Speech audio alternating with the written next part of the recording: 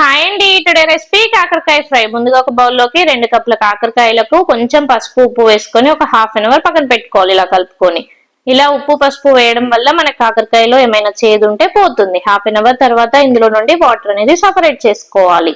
చేదంతా ఈ వాటర్ ద్వారా వెళ్ళిపోతుంది. అస్సలు చేదు ఉండదు ఈ కాకరకాయ ఫ్రై. ఈసారి చేసినప్పుడు మీరు ఇలా ట్రై చేసేయండి. ఒక ప్యాన్ పెట్టుకొని హీట్ అయ్యాక 3 టేబుల్ స్పూన్ల ఆయిల్ వేసుకోవాలి. ఆయిల్ హీట్ అయ్యాక ముందుగా మనం ప్రిపేర్ చేసుకొని పెట్టుకున్న కాకరకాయ ముక్కలు వేసుకొని ఫ్రై చేసుకోవాలి.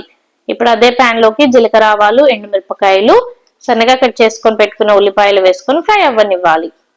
కచ్చాపచ్చాగా దంచి పెట్టుకున్న వెల్లుల్లిపాయలు వేసుకోవాలి. ఫ్రై కర్రీస్ లో వెల్లుల్లిపాయలు ఎండుమిర్చి టేస్ట్ చాలా బాగుంటుంది. కొద్దిగా ఉప్పు పసుపు కారం ధనియాల పొడి వేసుకొని మనం ముందుగా ఫ్రై చేసుకొని పెట్టుకున్న కాకరకాయ ముక్కలు వేసుకొని ఫ్రై అవ్వనివ్వాలి.